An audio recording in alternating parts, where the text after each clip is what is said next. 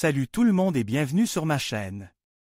Aujourd'hui, on parle d'un film étrange, captivant et surtout, inattendu, l'Alien, ou le titre original si différent. Préparez-vous, car ce n'est pas votre film de science-fiction habituel. On suit Spencer Oram, un brillant scientifique travaillant sur des armes de pointe dans un futur dystopique. La Terre est en guerre contre une invasion extraterrestre et Olam est sur le point de présenter son arme ultime jusqu'à ce qu'il soit accuse d'être lui-même un alien. Accuse d'être un biomécanisme contrôlé par les envahisseurs et pire encore, d'abriter une bombe à retardement. L'histoire est assez classique au début, poursuite, évasion, tentative de prouver son innocence.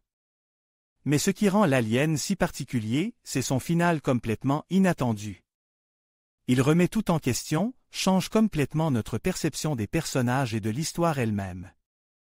Ça m'a fait réfléchir à la notion de contrôle, à la possibilité d'être manipulé sans même le savoir. On est tous, d'une certaine manière, sous surveillance, non? Pas forcément par un grand frère technologique, mais peut-être par des forces plus ésotériques. Le film soulevait des questions fascinantes sur l'identité, sur ce qui nous définit vraiment. Qu'est-ce qui prouve que nous sommes nous-mêmes?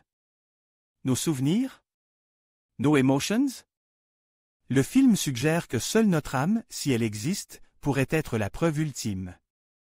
Il y a aussi des moments de véritable humanité, de sacrifice, qui m'ont touché. Ce n'est pas du fanatisme, mais d'une compassion profonde pour autrui. Des scènes vraiment poignantes. L'Alien n'est pas un film qui vous laissera indifférent. Il ne m'a pas bouleversé, mais il m'a laissé avec un sentiment étrange, une sorte de trouble fascinant après le générique de fin. Un sentiment que je n'arrive pas vraiment à expliquer. En conclusion, l'Alien est un thriller de science-fiction avec des éléments dramatiques, une bonne option pour une soirée un peu spéciale. Peut-être qu'il vous touchera plus que moi. Allez le voir et dites-moi ce que vous en pensez dans les commentaires. N'hésitez pas à liker et à vous abonner pour plus de critiques. À bientôt!